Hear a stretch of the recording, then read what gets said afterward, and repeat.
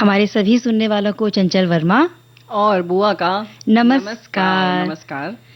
बुआ, आज के विषय बता देते हैं। अच्छा, बिल्कुल हम सीधे मुद्दे पर आ रहे हैं। वही तो मैं आश्चर्य लग रहा है कि भाई न बातचीत कोई, खैर यही बातचीत भी है, ये भी बहुत अच्छी बातचीत है कि बता दिया जाए क्या विषय है और कैसे हम कहानियों के संसार में घूमते हैं और घूमते रहे बचपन में। हाँ, और ये बहुत जरूरी भी होता है ना, कहानियों के जरिए बहुत सारी बातें सीखी जा सकती हैं जी। और ये जो कहानियों का दौर है बचपन से शुरू होकर हम जब तक बहुत बड़े होते हैं, बुजुर्ग हो जाते हैं, तब तक भी रहता है। तो जैसे जैसे उम्र बढ़ती है, जो कहानियों को देखने, सुनने, समझने का दायरा है वो बदलता रहता है। जी हाँ, हमारे साथी ने बड़ी प्यारी पंक्तियां लिखी हैं। छोटी सी बात, बातों का जादू, शब्द की रचना, मन हो जाए बेकाबू, कल्पना का सफर, कल्पक चालें, विश्वास, प्यार और भावना की बात कहानी के हर पल रंग भर डालें।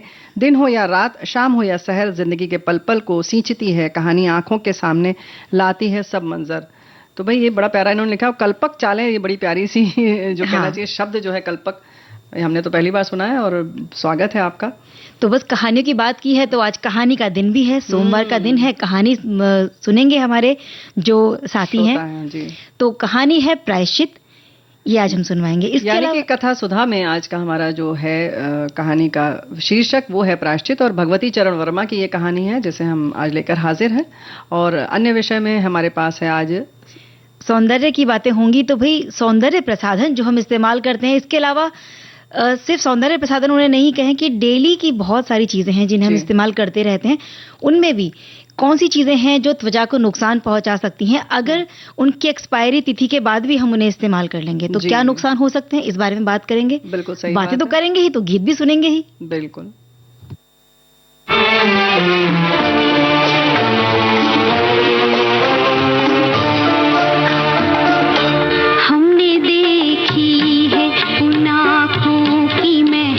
की खुशबू हाथ से छू के इसे रिश्तों का इल्जाम न दो, सिर्फ एहसास है ये रूह से महसूस करो, प्यार को प्यार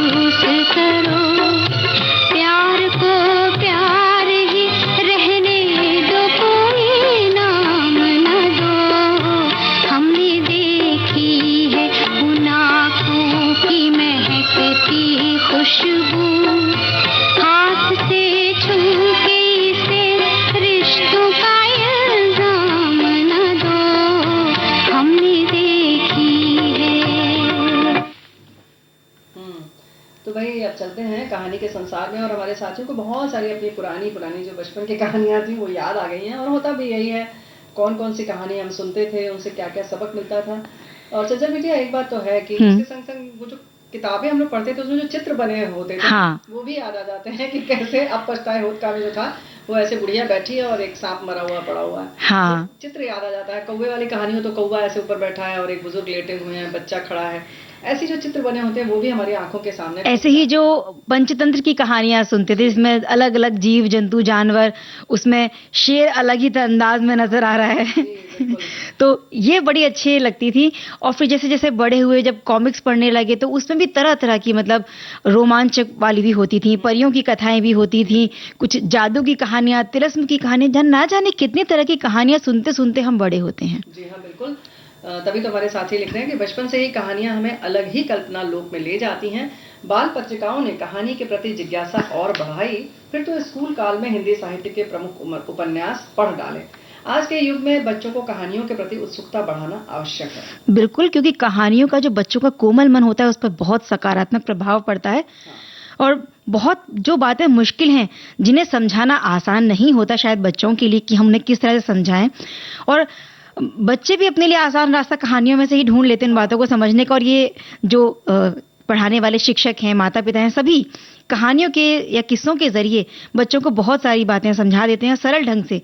और जो कहानी की रोचकता है अगर ये उसमें डाल दी जाए तो बच्चे बड़ी आसानी से समझ जाते हैं। बिल्कुल, क्योंकि इसीलिए तो हमें भी बहुत अच्छी लगती हैं, ऐसा नहीं केवल बच्चों को अच्छी लगती हैं। और रोचकता यही है कि कहानियों में जितने भी संवाद हैं उनको उसी अंदाज में पढ़ा जाए जैसे लगे कि वो व्यक्ति स्वयं बोल रहा है। तो एक जैसे कथावाचन जो होता है और जिसमें बात होती है कि उसी अंदाज में उसी भाव में पढ़ा जाए। अगर गुस्से की बात है तो गुस्से की, प्यार की है तो उतनी ही लाड़ से बात की जाए, बच्चा बोल रहा है तो बच्चे के अंदाज में बोला जाए, तो बच्चे एकदम जैसे उसमें घुल मिल जाते हैं और कहानी में बैठ जाते हैं, कहना चाहिए।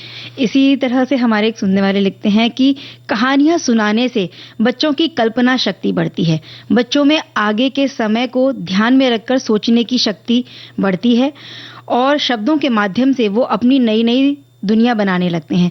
वे कहानी के पात्रों की कल्पना कर लेते हैं और उनके बारे में ध्यान से सोचने लगते हैं। इस तरह कल्पनाशीलता बढ़ती है। और जो हम बात कर रहे थे ना रोचकता की, तो एक छोटा बच्चा है, उसे अगर हम शेर के बारे में बता रहे हैं तो हम एक चित्र भी दिखाएंगे और बताएंगे कि भाई शेर ऐसे दहाड़ता है, इतना बड़ा होता है, जंगल का राजा होता है। वहीं जब बंदर की बात करेंगे तो वो कैसा दिखता है। और इसी तरह से चित्र ना भी हो तो जब हम उस चीज को व्याख्या करते हैं तो बच्चा अपने आप को चित्र बनाने लगता है। बिल्कुल सही बात है और इसीलिए उनकी कल्पनाशीलता बढ़ती है।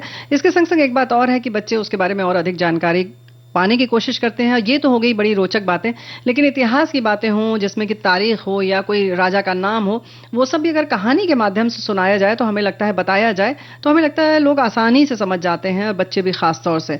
मतलब कोई भी ऐतिहासिक चीज वैसे भी देखा जाए तो कहते हैं ना इतिहास जो होता है बड़ा बोरिंग होता है लेकिन अगर हम उसको कहानी के माध्यम से बना दें और कहीं ना कहीं उसमें और चीजें जोड़ दें तो रानी का नाम हो, राजा का नाम हो, राजकुमार का नाम हो, राज्य का नाम हो, वो सब बड़ी आसानी से याद कर लेंगे और सन भी याद कर लेंगे।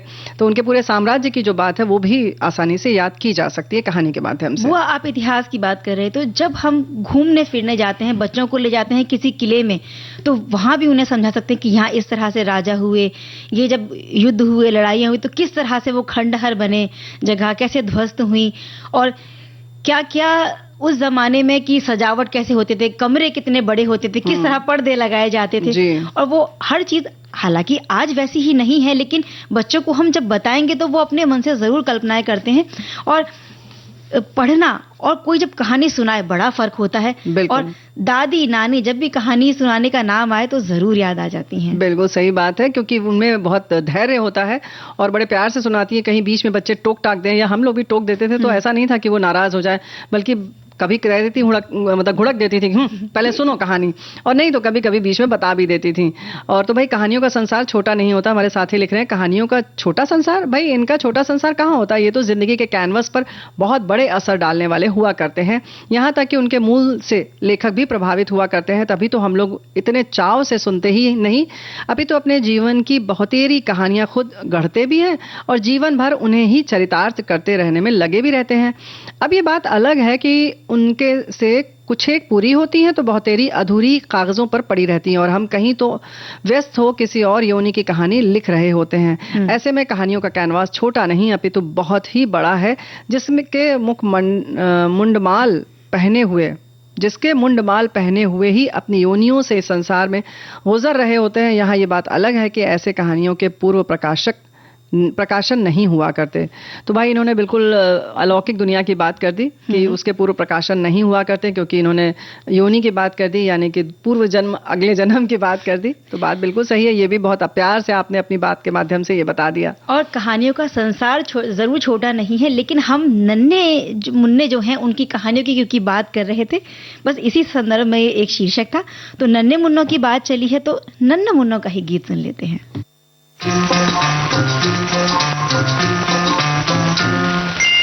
नानी तेरी मोनी को मोने गए, बाकी जो बचा था काले चोले गए। नानी तेरी मोनी को मोने गए, बाकी जो बचा था काले चोले गए।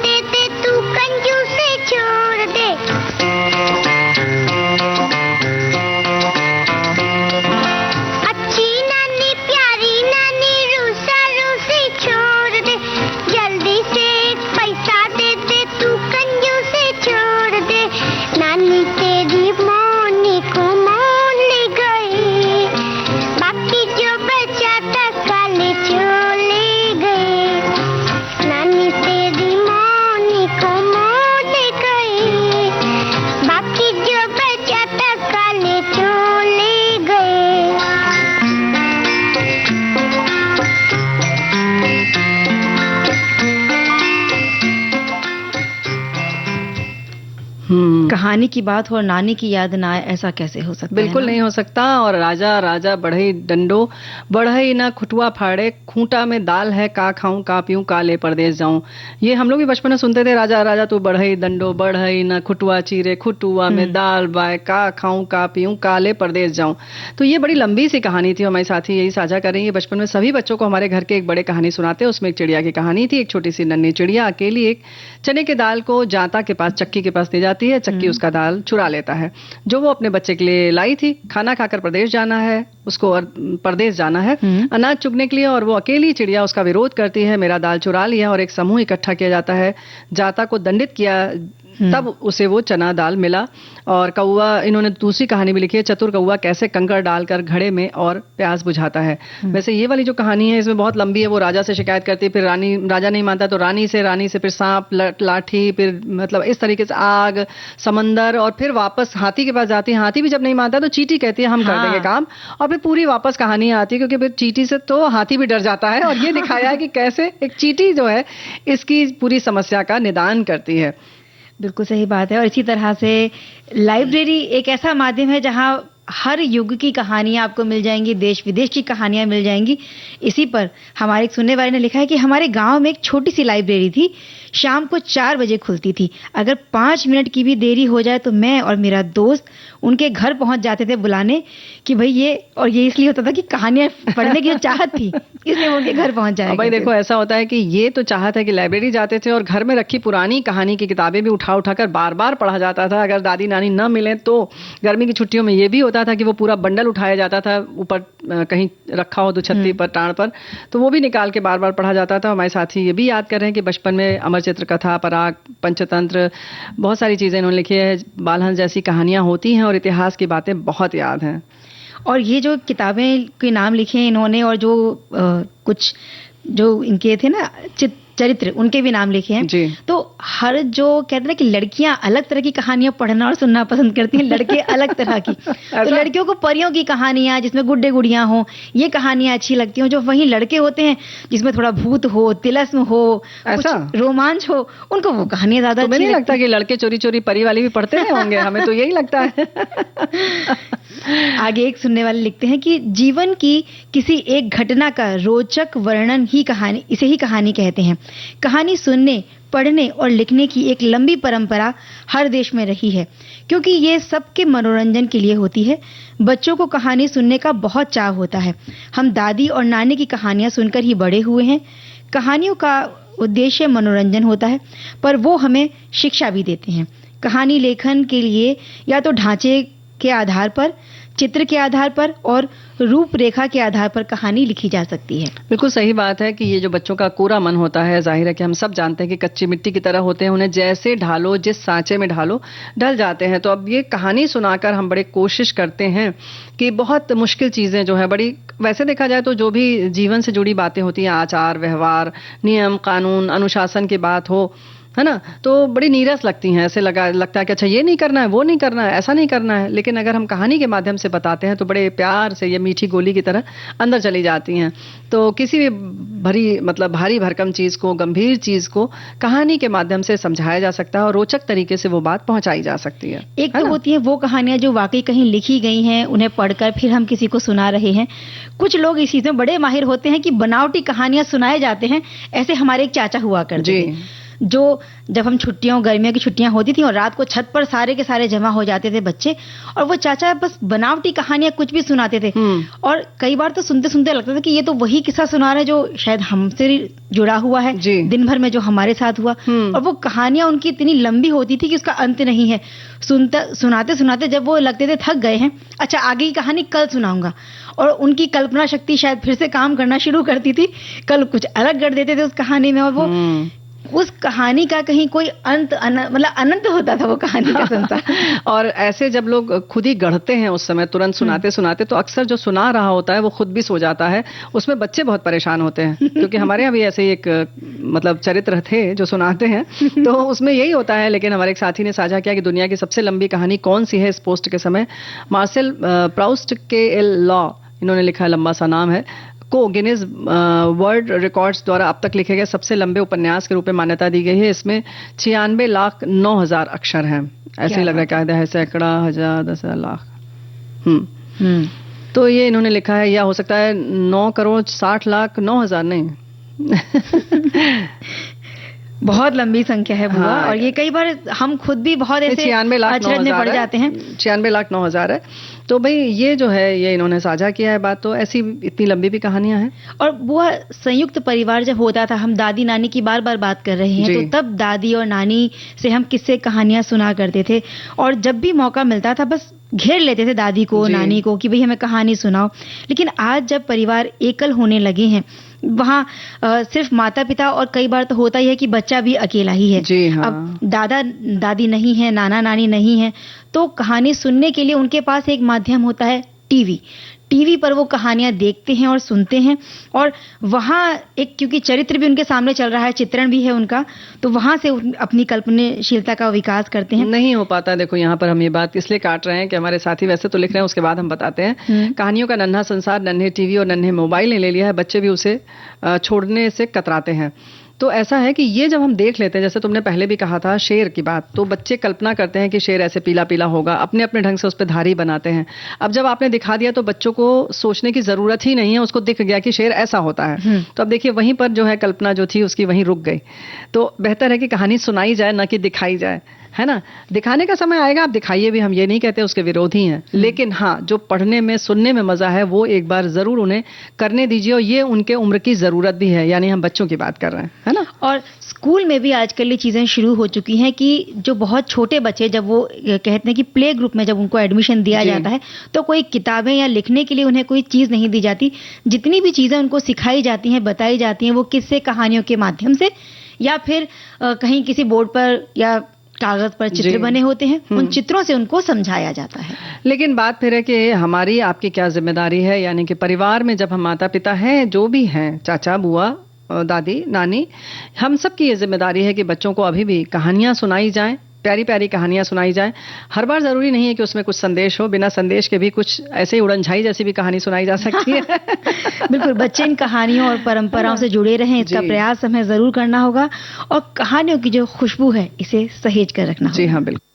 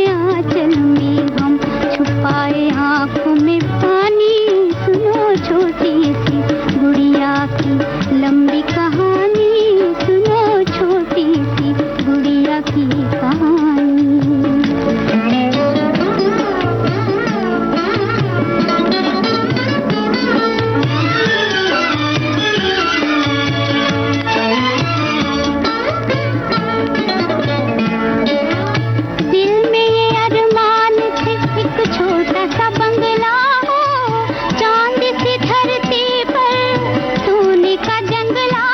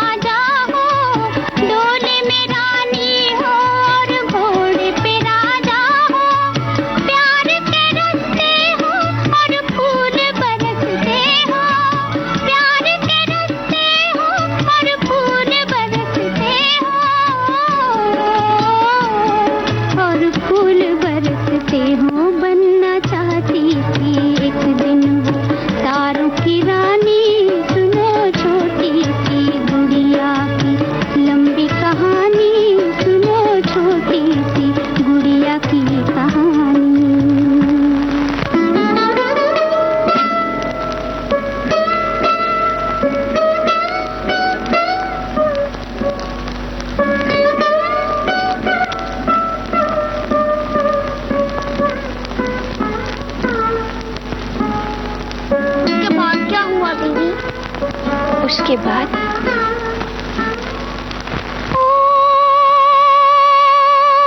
टूटे पल भर में सपनों के मोती भी, लुट गई ज्योति भी, रह गए अंधेरे उजड़े हुए सवेरे।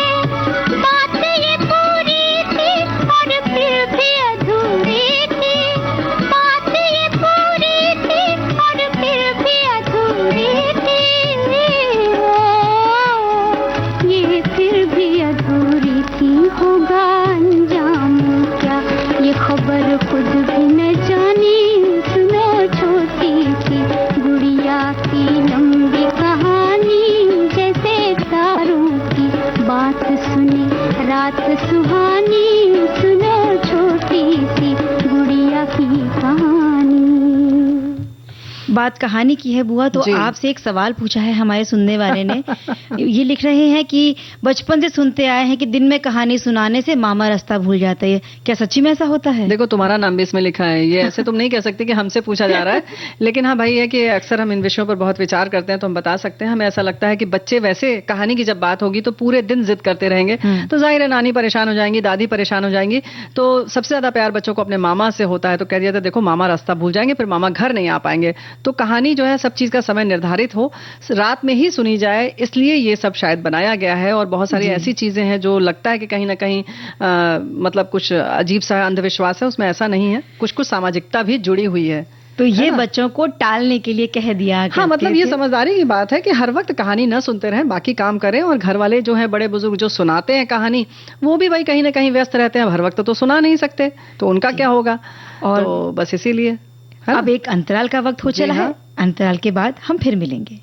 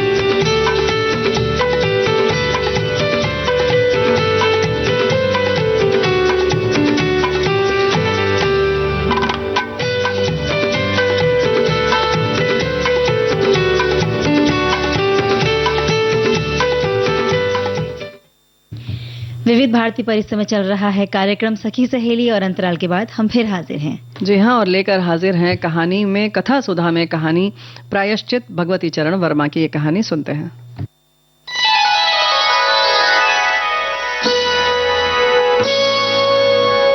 कथा सुधा, भाव भरी कहानियों का सागर, जिसकी लहरें कभी मुस्कुराहट सजाएंगी तो कभी आंखें नम कर जाएंगी। सामाजिक सरोकार से लेकर परिवार तक की होंगी बातें, कुछ मनोरंजन होगा तो कुछ सीख भी मिल जाएगी। हर बार नई अनसुनी कहानी की अलग अंदाज में होगी बयानी।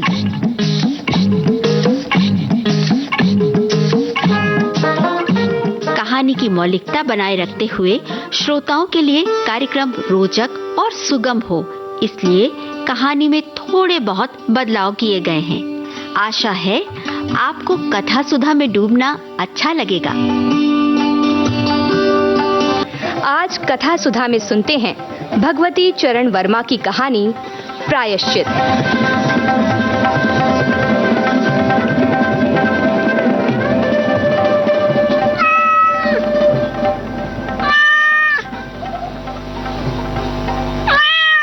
अगर कबरी बिल्ली घर भर में किसी से प्रेम करती थी तो रामू की बहू से, और अगर रामू की बहू घर भर में किसी से घृणा करती थी तो कबरी बिल्ली से। रामू की बहू 2 महीने हुए मायके से प्रथम बार ससुराल आई थी। पति की प्यारी और सास की दुलारी नवविवाहिता। भंडार घर की चाबी उसकी करधनी में लटकने लगी। नौकरों पर उसका हुक्म चलने लगा और रामू की बहू घर में सब कुछ। सास जी ने माला ली और पूजा पाठ में मन लगाया, लेकिन ठहरी बालिका कभी भंडार घर खुला हुआ है तो कभी भंडार घर में बैठे बैठे सो गई। कबरी बिल्ली को मौका मिला, घी दूध पर अब वो जुट गई। रामू की बहू की जान आफत में और कबरी बिल्ली के छक्के पंजे। रामू की बहू हांडी में घी रखते रखते ऊँघ गई और बचा हुआ घी कबरी के पेट में। रामू की बहू दूध ढककर मिश्रानी को आटा देने गई और उधर दूध नदारद। अगर बात यहीं तक रह जाती तो भी बुरा ना था। कबरी रामू की बहू से कुछ ऐसा परज गई थी कि रामू की बहू के लिए खाना पीना दुश्वार। रामू की बहू के कमरे में रबड़ी से भरी कटोरी पहुंची। रामू जब आए तब तक कटोरी साफ चटी हुई। बाजार से बालाई आई। जब तक रामू की बहू ने पान लगाया बालाई गायब। रामू की बहू ने तय कर लिया कि या तो वो घर में रहेगी या फिर कबरी बिल्ली ही। मोर्चाबंदी हो गई, दोनों सतर्क। बिल्ली फंसाने का कटघरा आया। उसमें दूध, मलाई, चूहे और भी बिल्ली को स्वादिष्ट लगने वाले विविध प्रकार के व्यंजन रखे गए।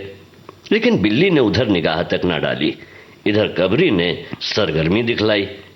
अभी तक तो वो रामू की बहू से डरती थी, पर अब वो साथ लग गई, लेकिन इतने फासले पर कि रामू की बहू उस पर हाथ न लगा सके। कबरी के हौसले बढ़ जाने से रामू की बहू को घर में रहना मुश्किल हो गया। उसे मिलती थी सास की मीठी झिड़कियां और पतिदेव को मिलता था रूखा सूखा भोजन। एक दिन रामू की बहू ने रामू के लिए खीर बनाई। पिस्ता, बादाम, मखाने और तरह तरह के मेवे दूध में औटाए गए। सोने का वर्क चिपकाया गया और खीर से भरकर कटोरा कमरे के एक ऐसे ऊंचे ताक पर रखा गया जहां बिल्ली न पहुंच सके। रामू की बहू इसके बाद पान लगाने में लग गई। उधर बिल्ली कमरे में आई। ताक के नीचे खड़े होकर उसने ऊपर कटोरे की ओर देखा, सूंघा, माल अच्छा है, ताक की ऊंचाई अंदाजी। उधर रामू की बहू पान लगा रही थी। पान लगाकर रामू की बहू सास जी को पान देने के लिए चली गई और कबरी ने छलांग मारी। पंजा कटोरे में लगा और कटोरा झंझनाहट की आवाज के साथ फर्श पर। आवाज रामू की बहू के कान में पहुंची। सास के सामने पान फेंक कर वो दौड़ी। क्या देखती है कि फूल का कटोरा टुकड़े टुकड़े, खीर फर्श पर और बिल्ली डटकर खीर उड़ा रही है। रामू की बहू को देखते ही कबरी चंपत। रामू की बहू पर खून सवार हो गया। न रहे बांस न बजे बांसुरी। रामू की बहू ने कबरी की हत्या पर कमर कस ली। रात भर उसे नींद ना आई। किस दाव से कबरी पर वार किया जाए कि फिर जिंदा न बचे, यही पड़े पड़े सोचती रही। सुबह हुई और वो देखती है कि कबरी देहरी पर बैठी बड़े प्रेम से उसे देख रही है। रामू की बहू ने कुछ सोचा, इसके बाद मुस्कुराती हुई उठी। कबरी रामू की बहू के उठते ही खिसक गई। रामू की बहू एक कटोरा दूध कमरे के दरवाजे की देहरी पर रख कर चले गई। हाथ में पाटा लेकर वो लौटी तो देखती है कि कबरी दूध पर जुटी हुई है। मौका हाथ में आ गया। सारा बल लगाकर पाटा उसने बिल्ली पर पटक दिया। कबरी न हिली, न डुली, न चीखी, न चिल्लाई, बस एकदम उलट गई। आवाज जो हुई तो मेहरी झाड़ू छोड़कर, मिश्रानी रसोई छोड़कर और सास पूजा छोड़कर घटना स्थल पर उपस्थित हो गई। रामू की बहू सर झुकाए अपराधी की भांति बातें सुन रही है। हैं? ई का हुआ? हाय राम, दैया रे दैया, बहू जी, हमका तो लागत है बिल्ली मर गई। हैं? लागत का है, सच्चो मर गई। हाय, हत्या का पाप बहू पे चढ़ गया। अम्मा जी। माँ जी, ये तो गजब हुई गवा। बिल्ली की हत्या, आदमी की हत्या तो बराबर है ना। हम तो रसोई न बनावेंगे अब, बल्कि हम तो रसोई में पैरों न धरेंगे जब तक बहू के सिर हत्या का पाप रहेगा। हाँ, कहती तो ठीक हो तुम सब। अब जब तक बहू के सर से हत्या न उतर जाए तब तक ना कोई पानी पी सकता है ना खाना खा सकता है। अरे बहू ये क्या कर डाला है? अब क्या हुई अम्मा जी? हाँ। कहो तो पंडित जी को बुला लें हम। हाँ ठीक कहती हो। अरे हाँ, जाओ जल्दी से जाओ पंडित जी को बुला लाओ। बिल्ली की हत्या की खबर बिजली की तरह पड़ोस में फैल गई। पड़ोस की औरतों का रामू के घर तांता बंध गया। चारों तरफ से प्रश्नों की बौछार और रामू की बहू सिर झुकाए बैठी। पंडित परम सुख को जब यह खबर मिली, उस समय वो पूजा कर रहे थे। खबर पाते ही वे उठ पड़े। सुनती हो भगवान, भाई भोजन न बनाना, लाला घासीराम की पतोहू ने बिल्ली मार डाली, प्रायश्चित होगा, पकवानों पर हाथ लगेगा। पंडित परम सुख चौबे छोटे और मोटे से आदमी थे। लंबाई 4 फीट 10 इंच और तोंद का घेरा 58 इंच। चेहरा गोल मटोल, मूछें बड़ी बड़ी, रंग गोरा, चोटी कमर तक पहुंचती हुई। कहा जाता है कि मथुरा में जब मंसेरी खुराक वाले पंडितों को ढूंढा जाता था तो पंडित परम सुख जी को उस लिस्ट में प्रथम स्थान दिया जाता था। पंडित परम सुख पहुंचे और कोरम पूरा हुआ। पंचायत बैठी। सास जी, मिश्रानी, किस्नू की माँ, छन्नू की दादी और पंडित परम सुख। बाकी स्त्रियां बहू से सहानुभूति प्रकट कर रही थी। अरे पंडित जी, बिल्ली की हत्या करने से कौन नरक मिलता है, बताइए जरा।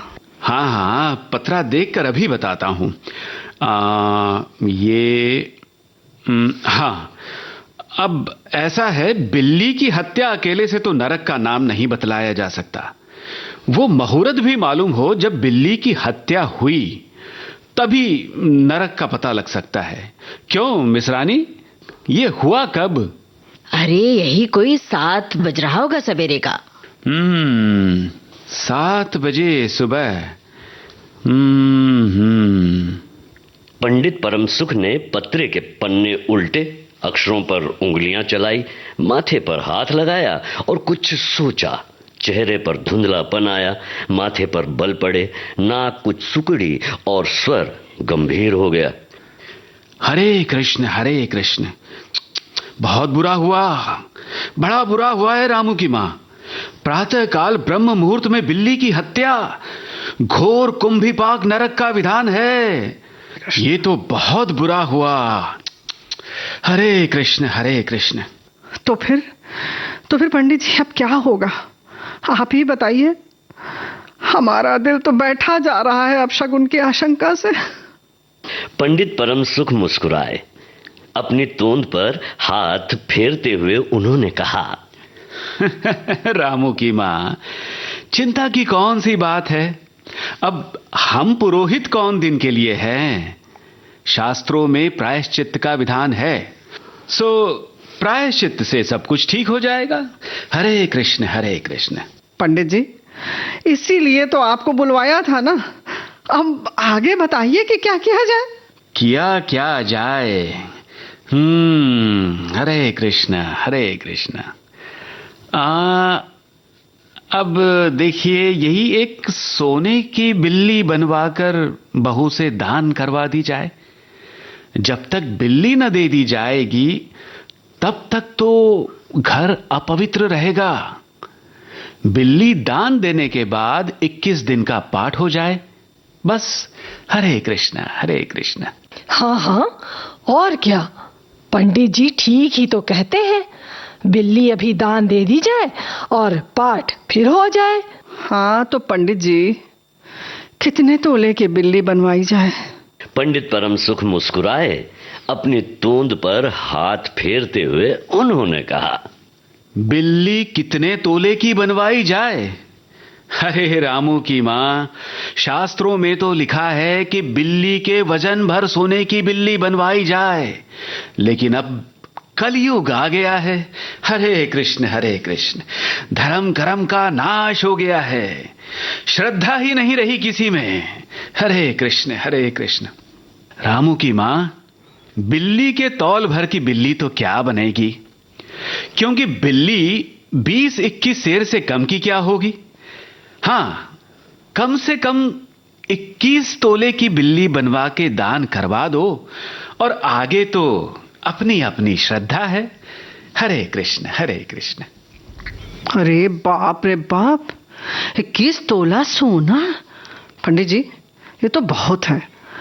तोला भर की बिल्ली से काम नहीं निकलेगा। रामू की माँ, 1 तोला सोने की बिल्ली? अरे रुपए का लोभ बहू से बढ़ गया। बहू के सिर बड़ा पाप है, बड़ा पाप, समझ रही हैं? इसमें इतना लोभ ठीक नहीं है। हरे कृष्ण हरे कृष्ण। मोल तोल शुरू हुआ और मामला 11 तोले की बिल्ली पर ठीक हो गया। इसके बाद पूजा पाठ की बात आई। पंडित परम सुख ने कहा, हरे कृष्ण, उसमें क्या मुश्किल है? हम लोग किस दिन के लिए हैं? रामू की माँ, मैं पाठ कर दिया करूंगा। पूजा की सामग्री आप हमारे घर भिजवा देना।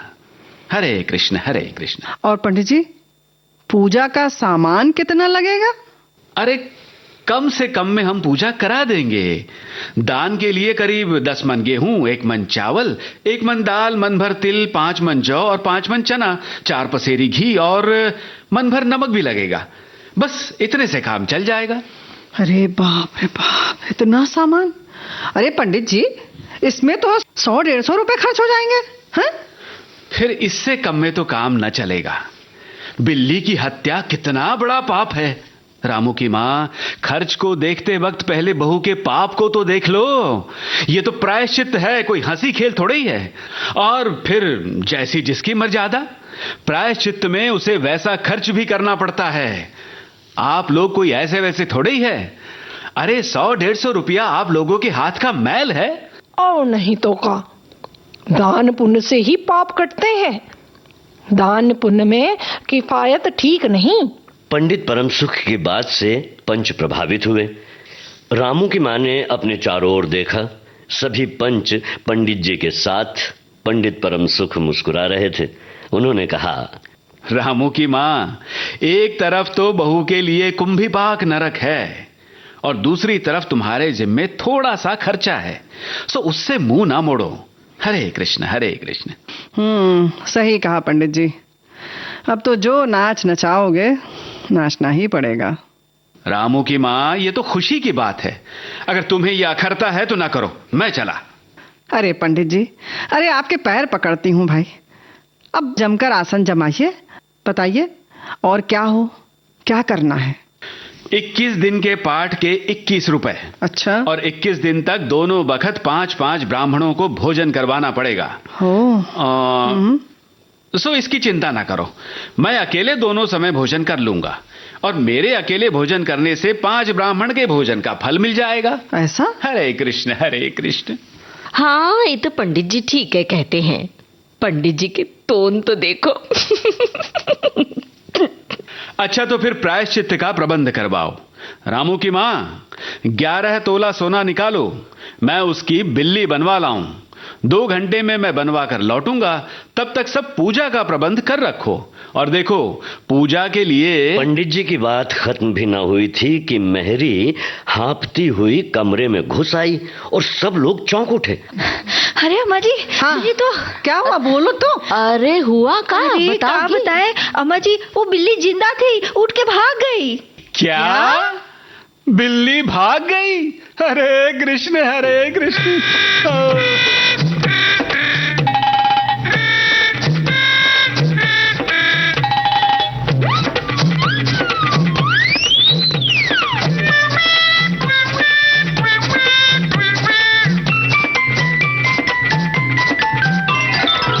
अभी आपने सुनी भगवती चरण वर्मा की कहानी प्रायश्चित।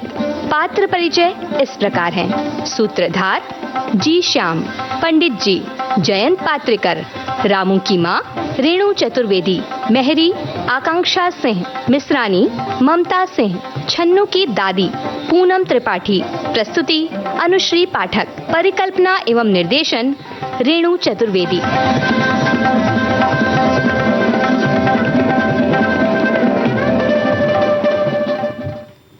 अभी श्रोता सुन रहे थे कहानी प्रायश्चित। जी हाँ, और प्रायश्चित बहुत सारे समय पर होता है और भी समय पर होता है जब हम गलत सौंदर्य प्रसाधनों का इस्तेमाल कर लेते हैं। लेकिन बेहतर हो हम एक गीत सुनते हैं फिर आगे बढ़ते हैं, है ना?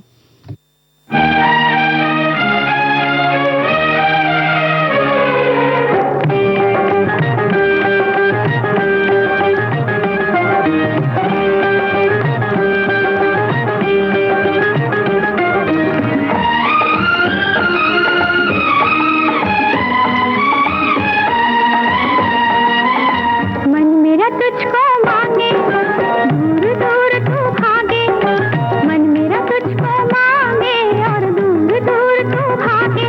मैं ऐसी होती सैया तेरा प्यार बना है, देखो भूल भुलैया तेरा प्यार बना है, देखो भूल भुलैया।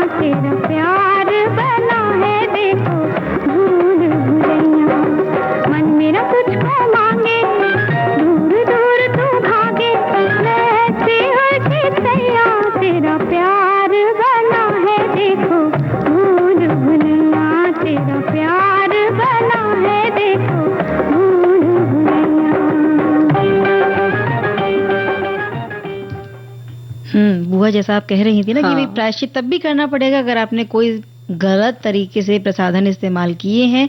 जैसे हमारे जो किचन में बहुत सारी चीजें खाने पीने की हैं या हमारी दवाएं हैं, इन सब की एक्सपायरी डेट होती है। उसी तरह से त्वचा पर जो उत्पाद हम बहुत सारे दिन भर इस्तेमाल करते हैं, भले ही वो मेकअप का सामान ना हो, सिर्फ हम अपनी त्वचा की देखभाल के लिए जिन्हें इस्तेमाल करते हैं उनकी भी एक्सपायरी डेट होती है। भाई त्वचा पर सीधे लगते हैं तो समझिए कि कितनी संवेदनशील होती है हमारी त्वचा, कितनी नाजुक होती है, तो उसके मामले में तो आप बिल्कुल खिलवाड़ नहीं कर सकते हैं कि नहीं?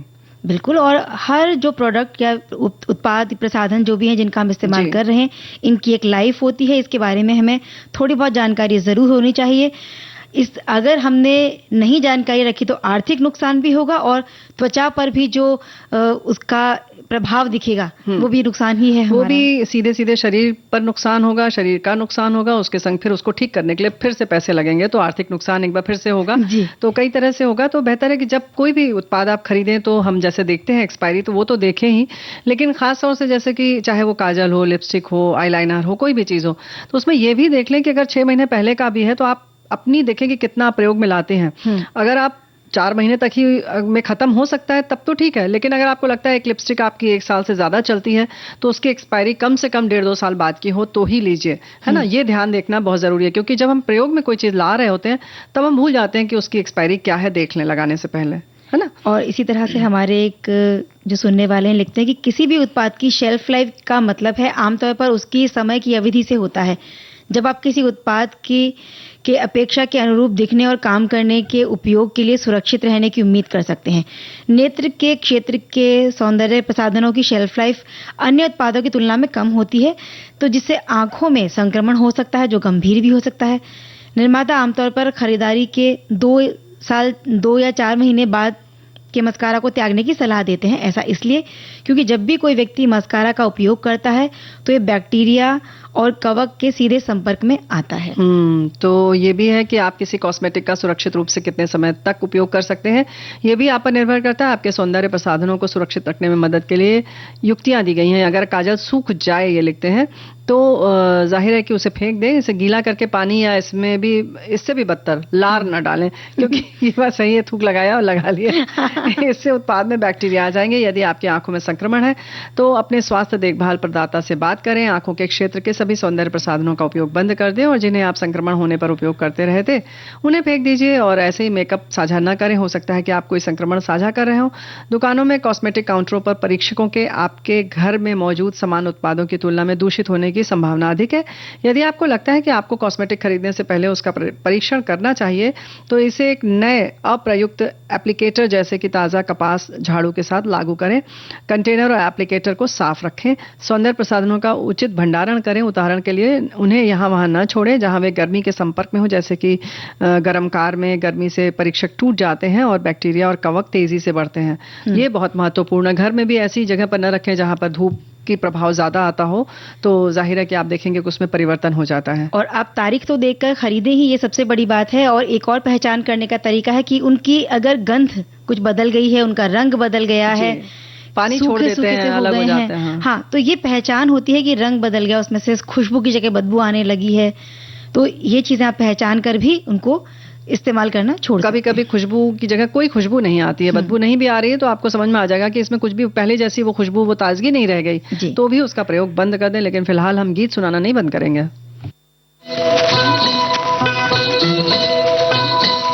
रुक जा ओ जाने वाली रुक जा, मैं तो राही तेरी मंजिल का।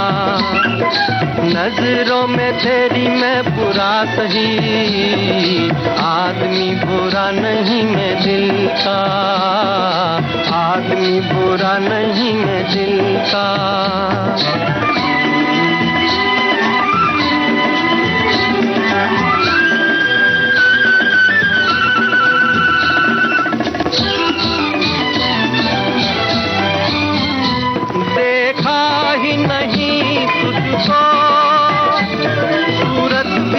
पहचानी तू आके चली छम से, यूं धूप के दिन पानी। रुक जा ओ जाने वाली रुक जा, मैं तो राही तेरी मंजिल का। नजरों में तेरी मैं बुरा सही, आदमी बुरा नहीं मैं दिल का, आदमी बुरा नहीं मैं दिल का।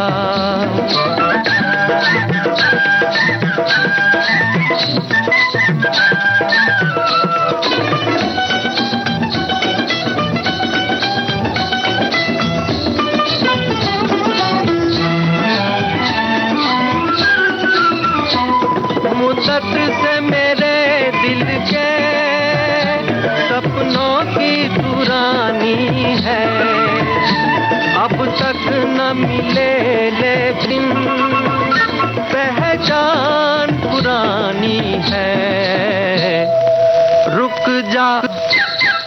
रुक जा ओ जाने वाली रुक जा, मैं तो राही तेरी मंजिल का। नजरों में तेरी मैं बुरा सही, आदमी बुरा नहीं मैं दिल का, आदमी बुरा नहीं मैं दिल का। बुआ, रुकने का कोई कितना भी आग्रह करे हम रुक नहीं पाएंगे क्योंकि घड़ी की सुइयां तो इशारा कर रही हैं। लेते हैं विदा चंचल वर्मा और बुआ का नमस्कार।